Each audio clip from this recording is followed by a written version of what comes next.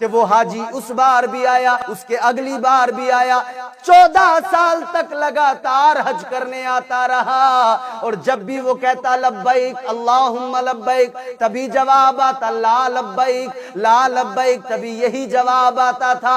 تو آپ نے اس سے معلوم کیا او حاجی حج کرنے کے لیے آتا ہے، 14 سال سے آ رہا ہے، 14 حج کر لیے، مگر جب بار بار یہی آواز آتی ہے، جب بار بار یہی جواب ملتا ہے تو کیوں آتا ہے؟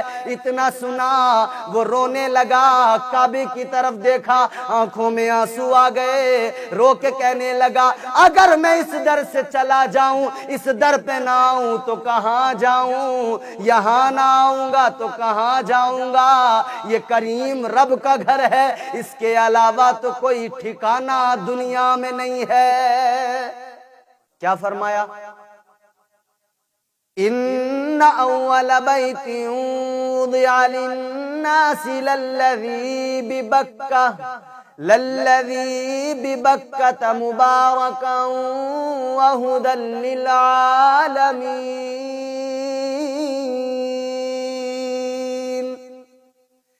کعبہ تو وہ مقدس اور پاکیزہ جگہ ہے جسے قرآن میں مبارک کہا گیا، جسے قرآن میں جس کی عظمتوں کا اعلان کیا گیا، جس کے تقدس کو بیان کیا گیا۔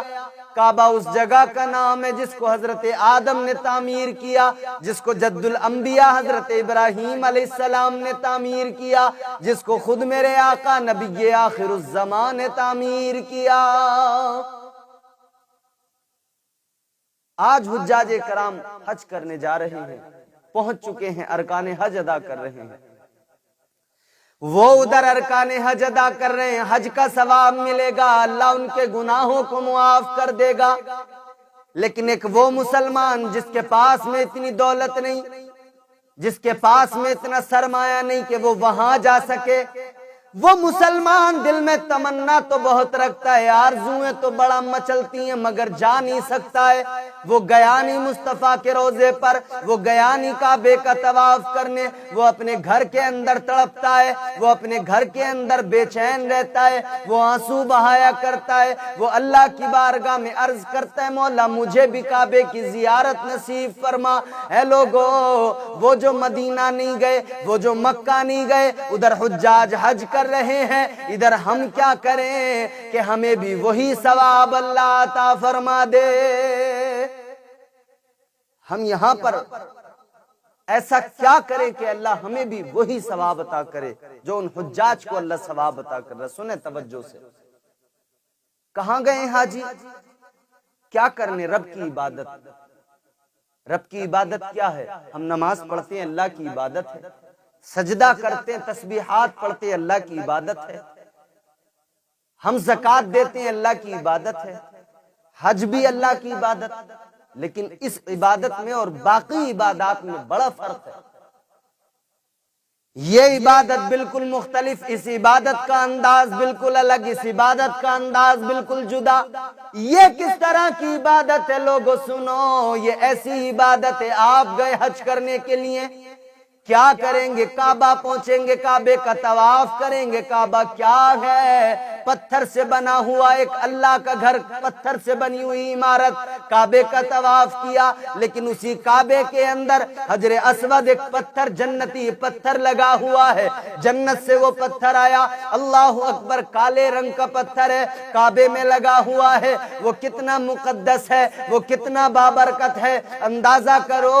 حضرت عمر فاروق اعظم رضی اللہ تعالیٰ عنہ ایک مرتبہ حجر اسود کو چوم رہے ہیں، اس کا بوسہ لے رہے ہیں اور کہنے لگے اے حجر اسود، میں تجھے ہرگز نہ چومتا اگر تجھے میرے نبی نے نہ چوما ہوتا، اگر تجھے آمنہ کے لال نے چوما نہ ہوتا، اگر مصطفیٰ نے تجھے چوما نہ ہوتا، میں تجھے ہرگز نہ چومتا۔ تو نہ نفع پہنچاتا ہے نہ نقصان پہنچاتا ہے، بس اس لیے چوم رہا ہوں کہ تجھے میرے مصطفیٰ نے چوما ہے۔ کیا کہا کہ اس لیے چوم رہا ہوں کہ تجھے حضور نے چوما ہے۔ تو جس کو حضور چوم لیں اس کی عزت ایسی بڑھ جائے۔ حضرت عمر فاروق اعظم نے جیسے اتنا کہا، حضرت ابوبکر صدیق رضی اللہ تعالیٰ عنہ سن رہے ہیں، آپ نے فرمایا عمر کیا کہہ رہے ہو، یہ نفع پہنچاتا ہے نہ نقصان پہنچاتا ہے؟ عمر ایسا نہیں ہے، یہ نفع بھی پہنچاتا ہے نقصان بھی پہنچاتا ہے۔ کیا نفع پہنچاتا ہے کیا نقصان؟ حضرت ابو بکر صدیق رضی اللہ تعالیٰ عنہ نے فرمایا اے عمر سنو، یہ نفع بھی پہنچاتا ہے نقصان بھی پہنچاتا ہے۔ کل قیامت کا دن ہوگا، کل بروز حساب، یوم محشر، یہ اللہ کے سامنے ایمان والوں کے ایمان کی گواہی دے گا اور کافروں کے کفر کی گواہی دے گا۔ یہ نفع بھی پہنچاتا ہے نقصان بھی پہنچاتا ہے۔ فرمایا گیا جب حجر اسود کو بوسہ دیا جاتا ہے، بندے کے گناہوں کو چوس لیا کرتا ہے، یہ گناہوں کو چوس چوس کے کالا ہو گیا، مگر یہ خود کالا ہو گیا، لوگوں کے دل منور کر دیتا ہے، لوگوں کا سینہ روشن کر دیتا ہے۔ خود تو ضرور کالا ہو گیا ہے، مگر آج بھی اس کی روشنی دنیا بھر میں پھیل رہی ہے، لوگوں کو منور کر رہا ہے، سینوں سے گناہوں کی زنگ کو نکال رہا ہے، گناہوں کو چوس لیتا ہے۔ یہ حجر اسود کیا ہے؟ پتھر ہے۔ کعبہ وہ بھی پتھر کی بنی عمارت، حجر اسود وہ بھی پتھر۔ آگے بڑھیں، حج میں اور کیا کرتے ہیں؟ صفا مروہ کی سعی کرتے ہیں، کبھی صفا پہ کبھی مروہ پہ دوڑ لگائی جاتی ہے۔ کیا ہے صفا اور مروہ؟ پہاڑیوں کے نام ہے۔ ان پہاڑیوں کو دیکھو، پتھر کی پہاڑیاں، مگر ان پر دوڑ لگائی جا رہی ہے۔ ان پر دوڑ کس لیے لگائی جا رہی ہے؟ اگر کوئی دوڑ نہ لگائے حج مکمل نہیں ہو سکتا ہے، ان پر دوڑنا ضروری ارکان حج میں شامل ہے۔ اگر نہیں دوڑا تو حج نہیں ہوگا، ان پر دوڑا تو حج ہو جائے گا۔ کعبۃ اللہ کا طواف کیا عبادت، حجر اسود کو بوسہ دیا عبادت، صفا مروہ پہ دوڑا عبادت، یہاں بھی پتھر وہاں بھی پتھر، حجر اسود بھی پتھر۔ مولا ماجرا کیا ہے؟ عالم خیال میں جب سوال کیا یا اللہ ماجرا کیا ہے، تو گویا بارگاہ خدا بندی سے جواب آئے گا۔ یہ پتھر پہ دوڑنا، یہ پتھر کو چومنا، یہ پتھر کے ارد گرد گھومنا، اس کا مقصد یہ ہے کہ ایسا میرے محبوب بندوں نے کیا ہے، میرے یاروں نے کیا ہے، جیسا انہوں نے کیا ہے، مجھے ان کی اداؤں کو زندہ رکھنا ہے۔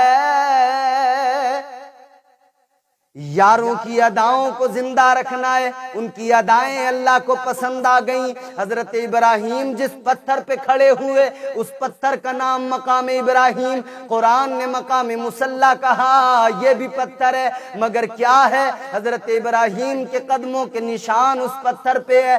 یاروں کی ادائیں محفوظ کی گئی ہیں، اللہ نے اپنے محبوبوں کی اداؤں کو محفوظ کر دیا اور قیامت تک کے مومنوں کے لیے ضروری کر دیا۔ اگر ان سب پر عمل نہیں کریں گے تو حج بھی نہیں ہو سکتا ہے۔ تو حج کرنا ہے تو یہ کرنا پڑے گا۔ حضرت سیدہ ہاجرہ آپ دوڑیں تھی صفا مروہ پر، تو دوڑنا پڑے گا، اللہ کو وہ ادا پسند آئی۔ حجر اسود کو چوما تھا میرے حضور نے، تو چومنا پڑے گا، اللہ کو یہ ادا پسند آئی۔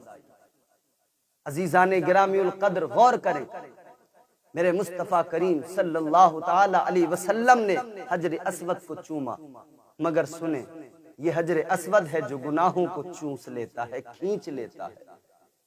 آج حاجی حج کرنے گئے ہیں، مگر میرے عزیز سنو، جو حج کرنے جاتا ہے اس پر رب کا خاص کرم ہوتا ہے، رب کی خاص عنایت ہوتی ہے اس پہ، وہ اللہ کا مہمان بن کے جاتا ہے، اور اللہ کا مہمان بن کے جب وہ وہاں پہ پہنچتا ہے، اللہ اکبر کبیرہ۔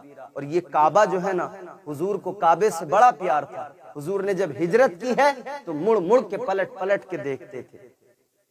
حضور نے فرمایا کہ میں کبھی بھی اس شہر کو نہ چھوڑتا اگر میری قوم مجھے یہاں رہنے دیتی، اگر میری قوم نے مجھے ستایا نہ ہوتا تو میں کبھی کعبے سے دور نہ جاتا۔